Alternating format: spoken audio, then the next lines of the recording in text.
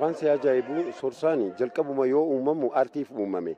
Sorsaa wajjin barate wajjin buna dhugdee hanga deemtutti koomediyaansii 5 fi 6 wajjin akka waan dabarsiteetti lakkoofta. Fincaansi fixachiisaa kolfa ajaa'ibaa kolfee bira deemta.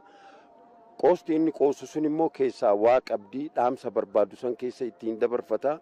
Jecha hedduu kolfaan kan namni aaree dallanee dubbatu hunda inni kolfaa qoosaan dubbateet erga inni biraa fagaateen booda warra galuuf fa'aatu jira. Sorsaan aartii keessatti wareegama cimaa kafalee jira. Isaaf garuu aartiin uumaan kafalleef. Wanti kafaleef yoo jiraatte aartistoota hedduu isa jalatti uumamaniiru. Sorsaan nama ibsaa gaanii keessaa ta'ee jiraatedha. Maaliif dandeettii isaa, ogummaa isaa, beekumsi isaa hangas mara bahee waggaa miidiyaa irratti mul'atu argeen beeku. Dhiibin namoota jirillee ogguma haasa'u agboodha. Haasasaa waan ta'eef namaaf dafee hin galu.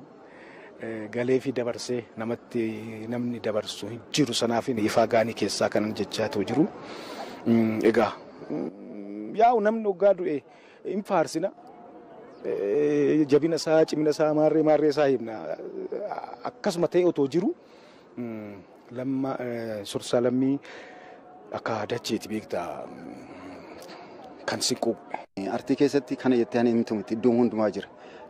Jireenya isaa keessatti otoo hin taane aartii kan jiraate yoo jenne waan tokko warra hin qabu. Jiruun jireenya isaa keessaa aartiidha. Qaamni isaa yoo aartiidha. Kolfi isaas aartiidha. Kanaaf yeroo baay'ee aartii kana guddisuudhaaf beekumsa qabu kennuudhaaf ijoollee baay'ee wajjin hoggaa carraaquu fi hoggaa deemuudha kan argu. Yeroo wajjin hojjettu salpha iseetuma si wajjiniin dalagaa yaada inni qabu yaada bareedaadha. Miidhama quuqama saba keenyaa keessatti gahee guddaa aartiidhaan nama taphataa turedha. Nama raawwataa turedha.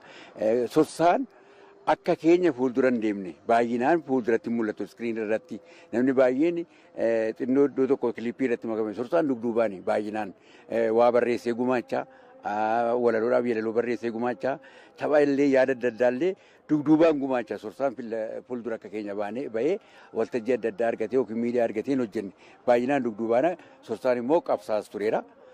Nama qabsoo Oromoo keessatti seenaa guddaa qabudha. Seenaa qabsoo Oromoo nama beekuudhaaf aartiin sanaa wajjin wal madaalee nama hojjetudha. Aadaan osoo namni lubbuun jiru wal bira dhaabbachuu cimuu akka qabuu fi maatii isaa deeggaruu akka barbaachisus dhaamaniiru.